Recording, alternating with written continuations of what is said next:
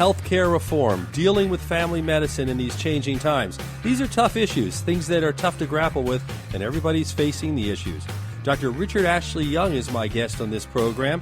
We're going to be talking with him about these issues and more. Welcome to Primary Care today on ReachMD. I'm your host, Dr. Brian McDonough, and with me is Dr. Richard Young. Dr. Young is Director of Research and Co-Associate Program Director at the JPS Family Medicine Residency Program. He is based in Fort Worth, Texas. And Dr. Young, first of all, thank you for joining us on the program. Oh, well, thanks for having me. You know, we started off with some really interesting topics when you think about it. You know, the idea of healthcare reform. We're talking about Obamacare. We're talking about changes. Where do you see medicine right now and where it's headed? Are you happy with the way family medicine is going? Are you concerned? What's your take right now? Oh, it's a mixed bag. I think that there are some optimistic signs that I believe some of the payers, and I mean both on the government side and the private employer side, are starting to realize that a better supported primary care infrastructure is really important to the future of the country. But I also feel like there's sort of shades of the HMO era coming back, and I kind of worry that the family medicine push right now is it just sounds to me too familiar to what we went through in the managed care era. You know, you bring that up, and I kind of think the same thing. I both of us have a teaching and residency program and working with residents background, and I look at it in my program where I remember some of the best recruits we got, members of our own faculty, we recruited in the mid-'90s because some of the best medical students I ever saw go into family medicine came out at that time because it was going to be the so-called specialty of the generation. And I remember it mostly because I used to go to these residency fairs, and back in those days you'd go with your booth and you'd try to recruit people. And I remember early in the 90s I'd be there, and it was anesthesiology or radiology and other programs that all the students were flocking to. And then like in the mid-'90s, all of a sudden they were coming to family medicine and ignoring radiology and ignoring the anesthesiology. And then it shifted again. And it does seem it goes up, it goes down, it goes up, it goes down. And we are at probably one of these times where they're saying it's going to be great, but having lived through it, you just wonder. Well, and the students are voting with their feet. I mean, you know, before the managed care era really took off, about 7-8% of medical students in the U.S. went into family medicine. At the peak, it got up to about 20%. And then when the public very justly revolted against the evils of the managed care era, I mean, the problem for us in family medicine is they threw away the baby with the bathwater. So, you know, the excesses of the health insurance companies and just the horrible way it was managed, the public lost interest in us, medical students lost interest in us, and basically we went right back down to about 7-8% of the American medical students wanting to go into family medicine, and we've been sort of stuck there ever since. And every year, you know, you hear these little, you know, stories about, oh, things are better. It's tiny percentages. We are so far off from where we need to be when you look at the rest of the world. And I'm talking places like England, Sweden, Japan, Australia, Canada, where something more like 40 to 50% of all their medical students go into family medicine. So we have a long way to go. Well, a lot of people, obviously, who listen to this program on ReachMD are primary care physicians, but we get the wide spectrum because of the way the program is run throughout the day and when people listen to it. And what is it that you see as the biggest strength of family medicine? What do you see as the reason you went into it and the focus that maybe young doctors, people considering it, should be looking at?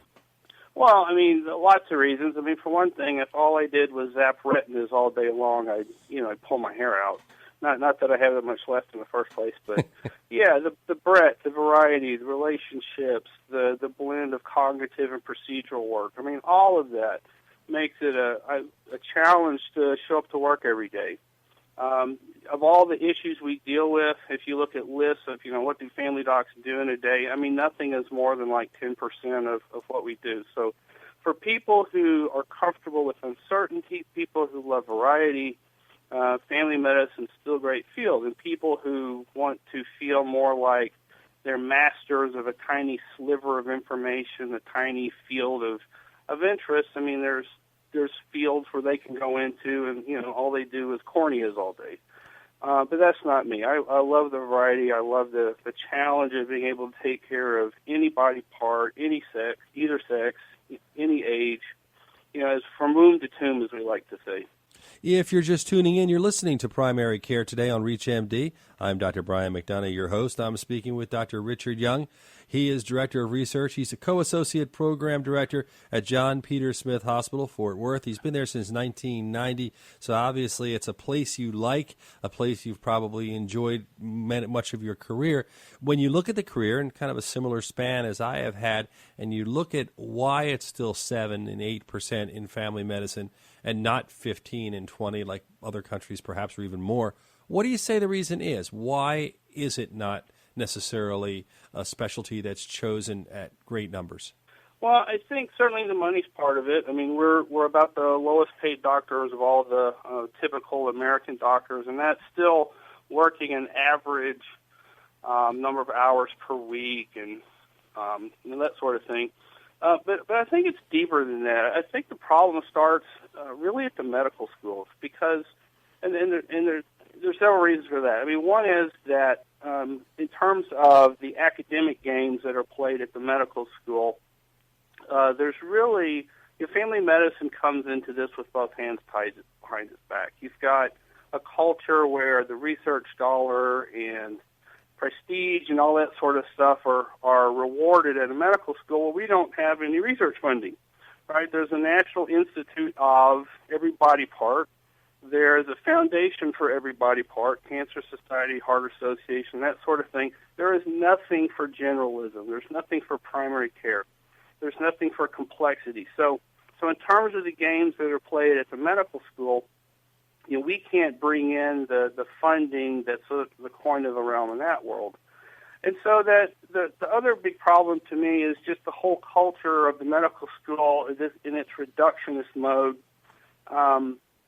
So we see things where there aren't easy answers. We see patients tell us, I just don't feel right, I hurt all over, my life is crap right now, and there's no disease, there's no simple genetic explanation for that. But that's the issues that we deal with a lot. And so part of what we do is instead of having this sort of very concrete reductionist way of going through a history and order a bunch of tests and get a clean diagnosis, start a treatment, a lot of what we do is exercise judgment. And some people with chest pain need the big $1 million workup. Some people with chest pain need a pat on the back that says they're okay. And that sort of complexity, that lack of a clear end result is something that is not rewarded, not appreciated all at the medical school. And so, therefore, the students don't look at family medicine as something that they want to do because the people who are exalted in a medical school look more like the people who find a disease, invent a new treatment, that sort of thing. But that is not a big part of our daily lives. When you look at the positives, again, you talked about the fact there's so many different things you can do, so many directions you can go. Oh, absolutely. I mean, one of the fundamental features of family medicine is the physicians themselves are comfortable with uncertainty and complexity. And so that is sort of the psychological tool that we bring to work every day that allows us to exercise this judgment. So we order plenty of MRIs and CTs and put people in the hospital, but you've got to be sick enough for it to make sense. And a lot of other fields have just given up that judgment. They treat every chest pain the same. They treat every diarrhea the same. That sort of a thing.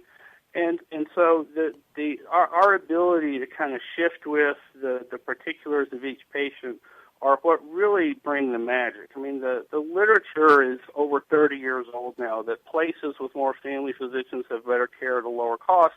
And really, there's no other field that can say that, not even internal medicine or peds.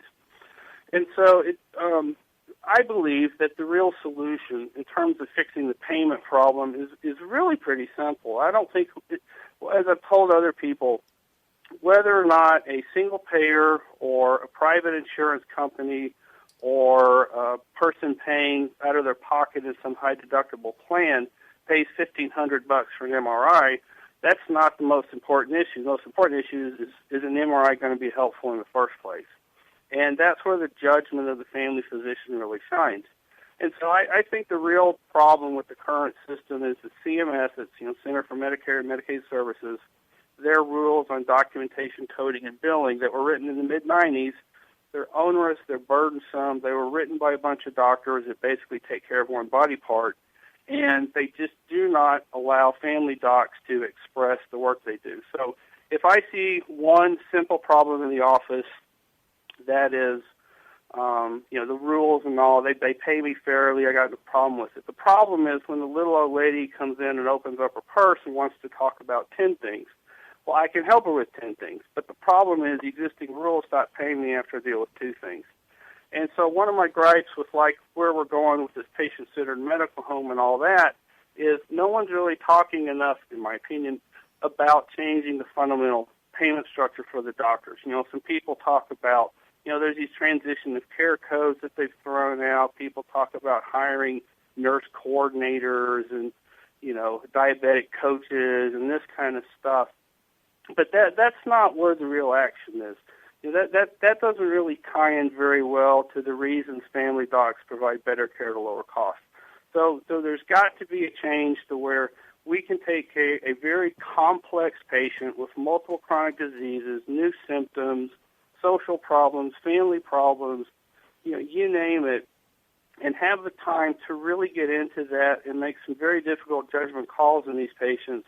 If you start doing that, then you'll take the very sickest patient population, which is those with 5 or more chronic diseases, and you'll be applying the judgment of these physicians who are really good at complexity, and that's where the magic comes from. That's where you get to reduce hospitalizations, avoid unnecessary surgeries, keep people out of the hospital, keep them out of the ER, and that's where the real savings come from. I'm talking with Dr. Richard Young, and we have a couple minutes left. You're with the Department of Family Medicine at John Peter Smith Hospital in Fort Worth, Texas. And when we talk about family medicine programs, I work at a hospital, you work at a hospital. Do you think the hospital in 2013, 2014, 2015 is the best place to house a family medicine residency? I mean, would they be better off not attached to a hospital? Because it seems like the hospital model of income in many respects is not necessarily the model of family medicine.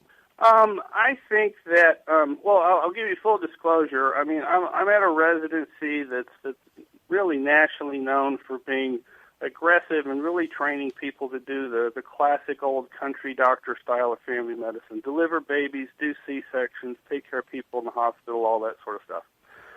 And but I'll acknowledge that there are certainly other systems where the generalist doesn't go to the hospital. So, for example, in Britain, their GPs don't work in the hospital. And that was a deal struck back in the 40s when the NHS was first created.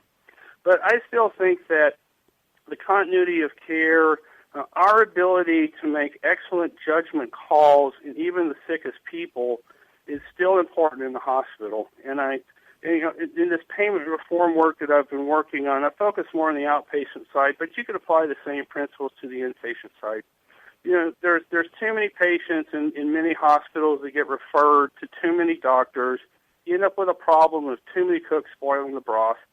And so if you could still incentivize one comprehensive doctor to take care of this whole myriad of problems, and then have that doctor see him in the outpatient clinic soon thereafter, then a lot of these proposals that are out there about transition people, transition nurses, care coordinators, all this sort of stuff, you don't need all those people if you just paid the doctor a fair wage to go to the hospital, take care of his own sick patients. So maybe some might call me old-fashioned, but I still think the family doctor taking care of his own patients in the hospital has value, but it just hasn't been able to be expressed because, again, we're not paid for the work we do. Dr. Richard Young, I want to thank you for joining us. We'll run out of time, but you really brought up some very interesting points and a lively discussion, and I'm sure a lot of our listeners are going to respond. And by the way, if you have only heard part of this, you can actually get the entire program by listening to ReachMD, but also you can also get the information by visiting reachmd.com/primary care today, and you can download the podcast and you can learn more on this series. I want to thank everyone for listening, and most importantly, Dr. Young, I want to thank you for taking the time to join us. Oh, well, thank you. It's great to be here.